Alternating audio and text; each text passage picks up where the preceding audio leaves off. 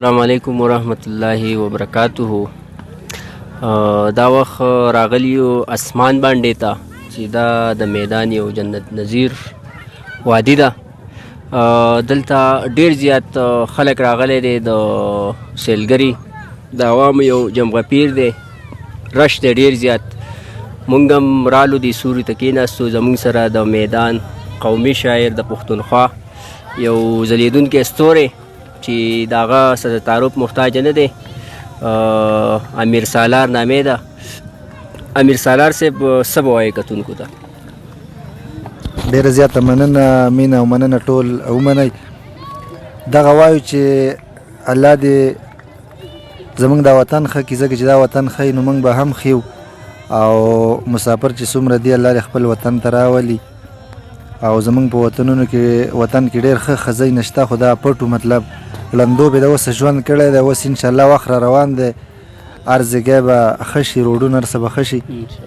او اوسني حکومت ته هم زموږ اپیل دی چې دغه په روډونو راله کار وکړي، ځکه چې دلته ښایسته ښایسته ځګي نشته. او ټولو ته غزل ډالۍ کومه، نوی غزل دی چې نوې لاره د ژوندون پیدا کومه، نوې لاره د ژوندون پیدا کومه، زندګۍ کې څه بدلون پیدا کومه.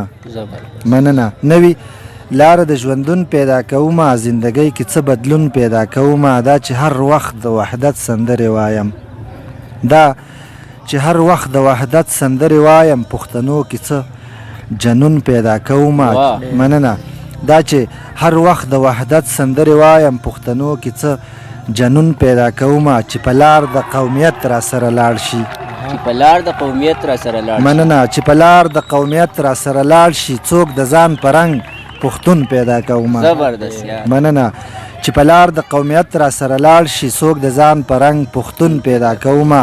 نور تیارو کې میزان نه ساتم یارانو، نور تیارو کې میزان نه ساتم یارانو، نور تیارو کې میزان نه ساتم یارانو، بس روښانه سباون پیدا کومه.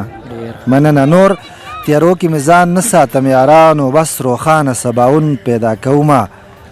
څو به داسې د یو بل نه لرې ګرځي، څو به داسې د یو بل نه لرې ګرځي، خپل ولس کې نور تړون پیدا کومه. زبردست. مننه. څو به داسې د یو بل نه لرې ګرځي، خپل ولس کې نور تړون پیدا کومه. نن ورځمه که هر څه کېږي امیره، نن ورځمه که هر څه کېږي امیره، جنون ځان کې د مجنون پیدا کومه. نوې لاره د ژوندون پیدا کومه، زندګۍ کې څه بدلون پیدا کومه. ډېره زیاته مننه.